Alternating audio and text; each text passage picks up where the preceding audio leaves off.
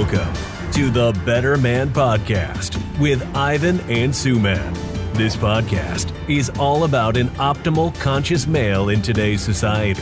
Are you ready to be a better man? Welcome back to the Better Man Podcast with Ivan and Suman. What's good, guys? How's it been going? We missed you. Sorry for the last recording, as there's kind of an echo there. We didn't even realize it till post-print, but yeah, we're good now. Hopefully we sound sexy. We would really appreciate if you go onto like websites and say that this podcast is trash. Just go tell your friends, yo, you like podcasts? Don't listen to the Better Man Podcast. Oh yeah, for real? Like, you like podcasts? You like learning? Don't listen. Don't listen. Don't do it. Oh, Worst. You like to win in life. You like to win in life. Don't listen to the Better Man Podcast. Psych. Reverse psychology. I was learning this thing called reverse game, right? So basically what you do is you want to state an intention, right? But you want to say the opposite thing. So we shouldn't really be talking right now. And you're nodding yes. So it's like a dual direction. I like so that. Good. Really. Yeah. Yeah. Something I believe in. Go ahead. Speaking to, when you speak to people, you have to speak to their side that's gonna do what is acceptable in society, right? But you also want to speak to their side that doesn't give a fuck. A rebel, yeah. Totally. Animal. Motherfucking animals. Yeah, man. Actually, the brain has that primal side in it. Like, and when I'm sure, did you do the hypnosis with Nick? I did, bro. When he was like, when he was explaining the how it worked, the subconscious and conscious mind, and then there's this primal mind. Did he explain that to you?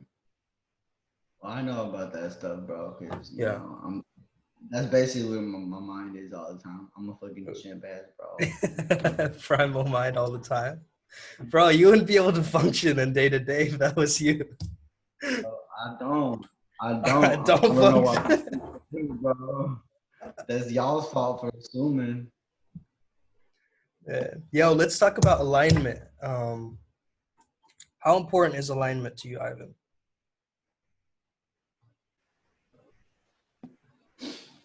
Alignment? Dude. I think that like lines are like really cool because like they show you things, and without lines we wouldn't be able to see anything. Yeah, it is very true. That's true. It's a line. Like, it's like the shape. Let's just say a shadow, right? A silhouette of somebody. You can tell it's them because of their outline. Yeah, it's still a line. People tend to think like it's like, oh, and this is the cool part, right? Sometimes you can draw like really skinny lines, and then you can grab like a marker, and you can put a bunch of skinny lines together, and then you make like a really thick line. And is it even a line anymore? Right? Is it even a line? Yeah, even these like little boxes on Zoom, like they're still lines, and we wouldn't know how to differentiate. Like, what if these two boxes like merged into one? Like, we wouldn't be able to know like the difference or the separation. Yeah, like try this activity out, guys. Even if you're listening or watching us right now, just try feeling your outline of your body. Just, it's so trippy. It's such a trippy experience. I was doing a meditation with somebody. I was guiding them as part of some coaching, and I was like, all right, now feel the weight of your body on the bed, laying down. And the guy was like, oh, I ain't never done this before. I Yeah. was like, damn. All right. Damn, he's never felt the weight of his own body before. What do you mean? No, Bro, what? That's wild, man. Okay. I know. But yeah, alignment. I like how you made it about lines, like alignment, because that's what it is, right? It's like everything is in line, like heart, brain, balls, gut, Mm-hmm. right? So I feel like in this 21st century, a lot of men, they think with their dick, they think with their balls a lot, but they don't think with this head. They think with this head. So I think that we've got to use all of it to think, because there is a heart intelligence, there is a gut intelligence, but it's about tapping into that. Because electromagnetically, the heart is actually stronger than the brain. And neurologically speaking, you have more neural pathways that run from your colon to your brain Damn, is than that from your true? brain to your colon. That's a straight fact. Oh, straight up. Damn. That's a straight fact. You have more neural pathways that run from your colon, which is your microbiome, Mm. otherwise regarded as a holobiome now, and it's like a forest of bacteria that live in your. Holobiome? Yeah, they call it a holobiome because sometimes you have that bacteria and it comes onto your skin and stuff like that. It does like different jobs, you know. But most of Yeah. it is in your colon, right? Which is where it's in your root, Mm. right? It's in your Yeah. root. What is one of the most primal things you have to do? Poop and pee. Yeah. Very true.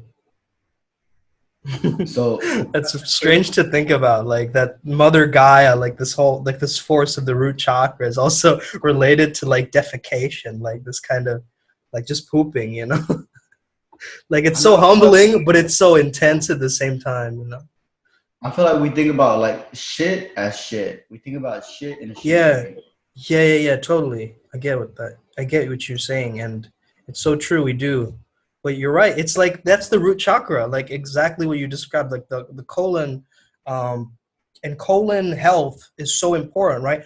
I know that in the morning, if I'm not digesting food properly, or I feel bloated or something, it just messes up my entire thing. Like my whole vibe is messed up because my stomach is taking too long to digest down this random ass protein, substrate, whatever, and it's working so hard to extensively do that. Whereas, if I ate some fruit, or like if I did some, if I had more fluid or fibers, it would actually help that process along further, right? That digestion. Um, if we could look at digestion just like our life, like how it takes time to digest, just as we take time to grow, then yeah, miraculous things can happen. Yo, have you heard of the plant paradox? No, I've Plant heard of paradox. I've heard of the Fermi paradox. I think that's a separate thing. So, yeah, it is a separate thing. Okay, what is the plant paradox, bro? Paradox is. Bro, that sounded like you're about to start to beatbox. You're like,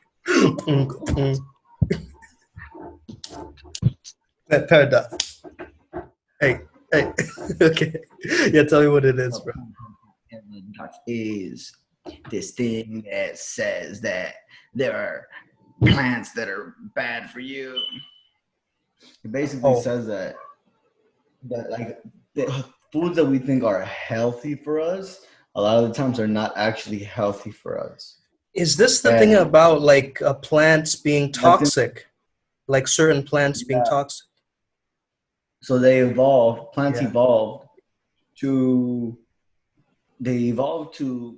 basically just like live, and they're like, yo, we're vibing, we're growing, we're vivacious, you know. And then the fucking Yeah. insects were created, and they were like, oh, fuck you, God. Like, why did you do this shit? So what ended up happening was the plants were like, all right, we're gonna make these things that are gonna make the insects sick, or are gonna make the like, you know, just make them not eat us before our babies are ready, right? And then whenever we are ripe and ready, that is when we can be eaten. That is the best time to eat us. And we want to be eaten because that what's going to happen is our seed is what's going to move over. It's going to go to different places. When a bird and an insect grabs the fucking eats the plant, they take the seed to different places and it's planting somewhere else, right? Cool. Yeah, the first time that I heard about this idea that there are certain plants that give off poisons and toxics and things like that is this guy, his name was something Mike Saladino, and he had the word salad in his name. And so he's talking about how plants are like toxic. And so I was like, bro, this is wild. It's like Jim Quick, like his name, like I thought it was a fake name, bro. Like you did too. Let's be honest. We were like, that guy made up that name. That cannot be his name, and he's a brain coach. Like the same thing, right? He's talking about plants, and it's like his name is Saladino. Like it's wild, bro. What if one day plants evolve to like, you know, use technology and shit like that? Bro, trust me, I've had this thought before. You think? Look, no, straight up. Look, watch. Hold on. It's an incomplete thought. Do you think they would genetically modify their own selves? I'm not sure, man. But I'll tell you a strange story related to this. Like, there was once a bookstore that I went to, and this old man died, and all his books were like burnt in a fire or something. And they had like a yard sale, right? They had a yard sale, and he's selling all his books. And I bought some of those books, and I looked inside, and there was like letters and shit. There was like, bro, there was letters inside of a book. Yeah, bro, there was letters and fucking post-it notes. Bro, I know, but it's because you're saying like a page that you put inside of an envelope like a letter, right? Yeah. But a letter is also meant to describe like A, B, C, D, E. Right, not that kind of letter. That's why you were like, there's letters in books? And I was like, there's letters there. There is the alphabet. Yeah. Of course. But yeah, this guy drew out, I think he was a little bit mentally challenged because he drew out all of these strange like diagrams with plants, and he called them plantimals, plant animals. So he had his own thing and theory about them. And I haven't shared this before anywhere, so this is the first time you guys are actually hearing about this. Bro, yeah. But basically, like, I gave it to a friend and just told them, like, yo, we need to put this to some history museum or someone. Who is this professor? You know, he went to, and then I forgot about it. It's somewhere, you know, I never followed through. But I'm telling you guys on this podcast, this guy had freaking diagrams of, like, this kind of, like, strange quantum mechanics mixed with plant technology in this book. And he called them plantimals. And he really believed that plants and animals can create a hybrid together in the future to be this like thing. And I was like, yo, this is a bit wild. Maybe I'm tripping or something like that. Maybe this guy was crazy. Who knows, right? We can't be like for sure. But to answer your question, I definitely think it's a possibility if it was a hybrid. You know, like if plants were hybrids, if they're half plant, half human, or half animal, half plants, could be a possibility. You know, having moss grow on human skin or some variation of that based on the bionic work that people are doing. Have you ever heard of like these things which you can control these electronic plants? So basically you can control how the gardening is done through an app.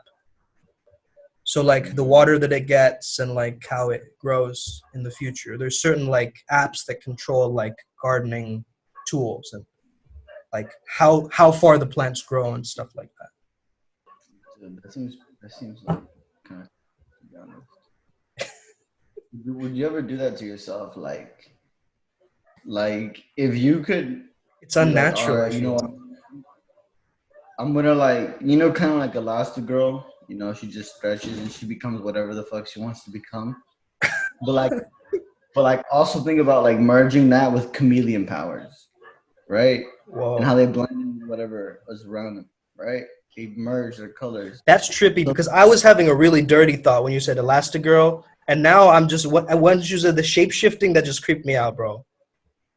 yeah, exactly. Yeah, shape shifting, bro. Like I'm become pretty sure something else. Like shape-shifting is a real thing, dude. Like I'm pretty sure shape shifting is a real thing. I would I totally, mean, bro. I would totally shape shift. the thing is, like actors do that all the time. You're right, unconsciously on stage, they shapeshift technically. Oh shit, dude. So you know that book, Levels of Energy? Yeah, it's probably your favorite book. I was watching an interview with the guy, and he was saying that he looked at people who were like mentally ill, right? And those people, they would like multiple personality disorder, where people would forget entire languages. People would go blind, like literally, Oh or like damn. they would lose eyesight, right? Or just their whole habits would change. They could go from rich to poor. They can go from the whole Whoa. variety, right? They go from crippled, hurt to like walking perfectly, right?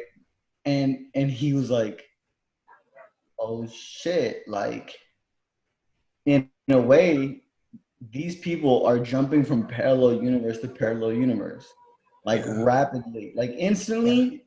People were going from like, I need glasses, I can't see without them, to Mm. like, and not even as like a joke, but like literally their eyes. And then they would switch personalities, and suddenly their eyes would change, and they would be able to actually see things, Mm. right? And he was like, well, it's a disorder for them, right? But it's proof that they're jumping from parallel reality to parallel reality instantly. So That's it's so like, cool. yeah, we can do that too, right? So what you Mm. want to do is you want to connect with the parallel version of you, of what is their life like, Mm. right? There is that person out there, that version of you that is enjoying that, like genuinely. That is true. There is that one version of you that already has that thing, is experiencing those things. Just literally become that person. And this was Frederick Dodson, right, for the listeners? Yeah, I Yeah. would say check out his book, Parallel Universes of Self. Nice. Yeah, is that the one with the dolphins on the cover? I remember. I think I I'm gifted not too that to you. sure. I'm not too Yeah. sure what the covers are, but his covers always be like a I little think I bit. gifted that to you on your birthday. I remember No, that book, you get me. Levels of Energy, or No, reality creation technique. Reality Care. Yeah, that was the one. Reality Creation Technique. Yeah, I just thought of something as you said this. We have a collective agreement, right, with all of humanity, that change takes time, and that it's not possible to change overnight, right? We have a collective consciousness of that. Hmm. So even if we try, nobody else is agreeing to the collective power of that. Hmm. That is so true. Sometimes I change instantly before somebody, and they think I'm the same person that I was like a second ago. I'm like, yo, it's in the past now, man. It's in the fucking past. Yeah, I know what you mean. Second Because ago, it's still in the fucking past. what do Like, you how think? much time do you think it has to pass? I keep interrupting you by accident. No, like what do you think about this idea that we must destroy something before we create it over it? Bro, that is very true. Yep. Basically, I recently faced this issue because I threw away certain comic books and I, didn't keep my soft toys, and I felt this deep sense of like memories and nostalgia coming up. But I also knew that it was necessary for me to cut myself off from that too. for my own growth so that more can come into my life. So I destroyed it at the same time knowing that I'm going to create over it. But yeah, you were saying? I was thinking, like, how would you just, because, like, I do remember the example that Arash gave a while back. I don't know, we were watching one of his products, and he said, imagine a duck, right? He's got his quacker thing, his beak, his feathers, his tail, his feet. And many times when people don't destroy their original creation and they just keep adding on to the old creation, you know, they end up. I tell you not to think about what do you call a dragon. And next thing you know, like you're merging in the image of a dragon and the image of a quacker, of a duck mixed together, and like it's like the dragon's got the quacker thing now, and you know, like Yeah. and You're merging two realities together. Yeah. And then he's got like pony feet and shit like that, right? Because you haven't like taken away the original and made it new. So I was thinking, like, how can you for that's an abstract idea, right? That's an abstract way of understanding an abstract idea. Is there a simple way of understanding this abstract idea? And I was like, well, I guess what we would have to do in order to banish a thought is to fully acknowledge all the incorrect things that it is doing. Believing that, all the incorrect things that is doing, believing that. Yeah. Yeah, facing it. Yeah, totally. Because there are this secret lies, I tell you, there are secret lies that you tell yourself as to why you're justifying doing the thing that's not so good for you, right? Like Jim Jeffries, fucking amazing comedian. I was listening to his special, and he's like, man, people are always criticizing like drug junkies, like, you know, the guy who's doing the fucking crack, he knows like he's a fucking piece of shit. As he's doing the crack, he's like, I'm a piece of shit. I'm a piece of shit. You don't gotta be able to be like, oh, fucking piece of shit. You know, he already feels bad. The smoker, he goes up and he's like, I'm a piece of shit. I'm a piece of shit about to smoke it up. You don't gotta tell him that he fucking stinks and he's a terrible person. He already knows that, and he says it to himself plenty of times. You don't have to tell him already. You know. I don't know why I was saying this. I forgot, but like anyway. Yeah, maybe someone in the audience needed to hear that. There's everything, you know, has a reason. So, yeah, guys, it's super important, this message. And so we talked about gut. We talked about a little bit about the mind. What about the heart, man? What do you feel like? I feel like people need to start speaking with their heart more when they're speaking with people. All right, where you going? Oh, nice. How much is it? What? All right. Would you agree that we need to speak more with our hearts than our logical minds at times when we're speaking to people? Mm-hmm. Yeah. Sometimes I think like there's no point in me arguing or telling this person that their reality is wrong, because I mean they wouldn't even understand it, right? And then at the same time, then I'll be like, well, what makes me think that my reality is the right one, right?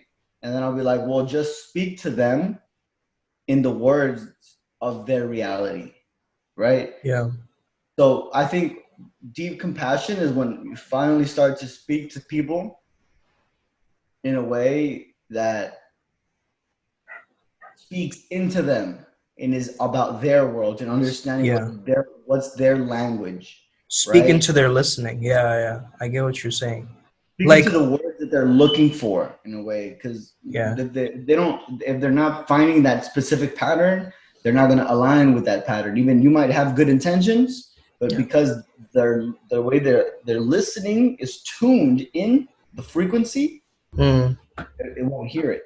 Yeah, like I'm thinking of the example in NLP. They say that certain learners like use certain words. Like a person who's auditory learner will say, "I hear you," Mm-hmm. instead of "I see you," right? And just the language completely shifts and changes based on a person who's a specific kind of learner, um, in how they speak in the language that they use. So what you're saying is we have to sort of adapt. Like if you're talking to someone who's a really chill, laid back person, you wouldn't talk to them super fast like this because it's like oil and water.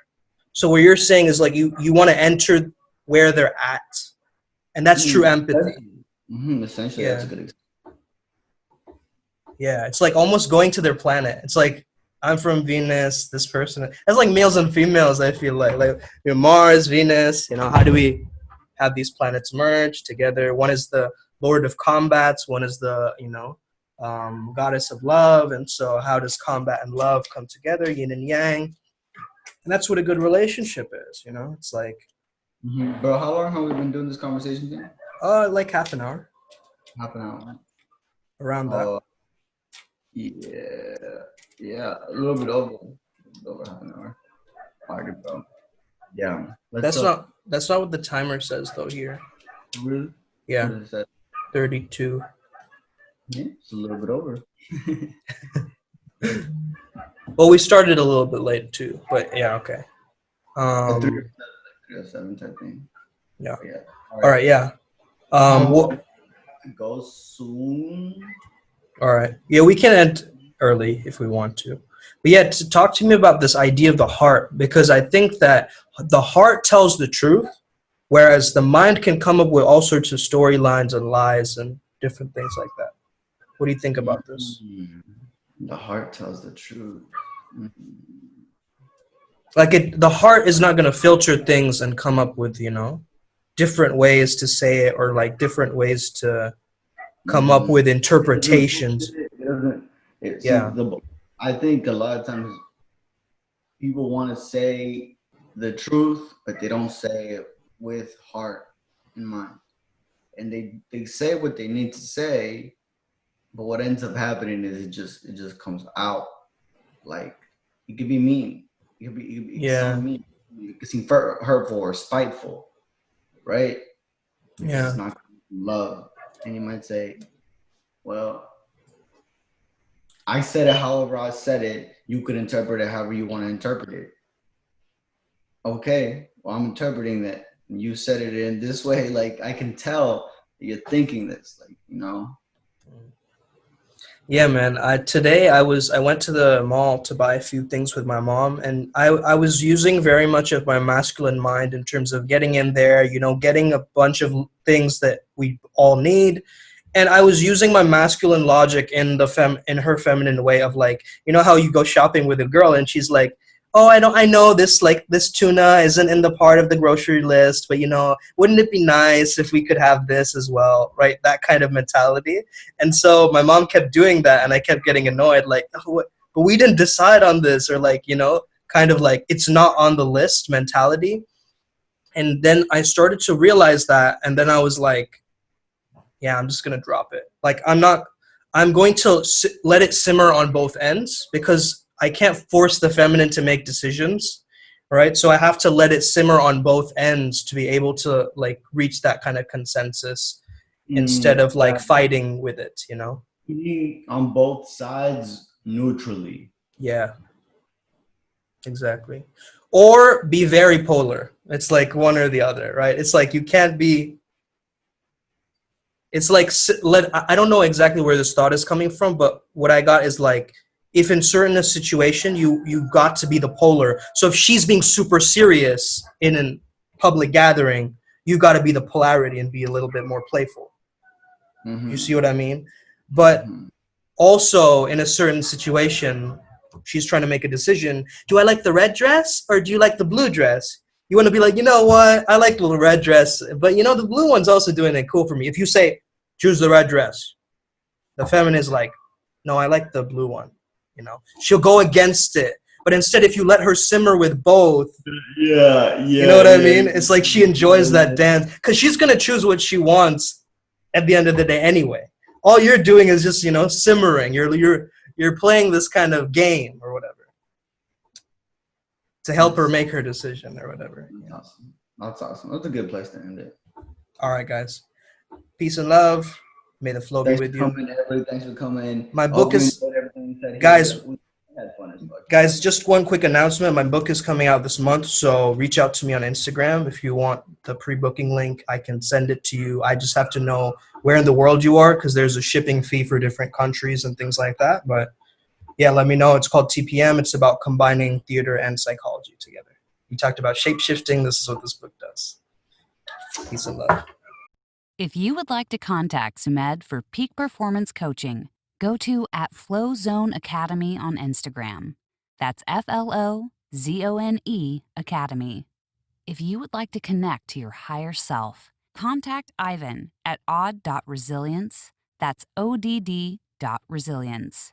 Also, make sure you follow the Better Man podcast on Instagram. See you next time.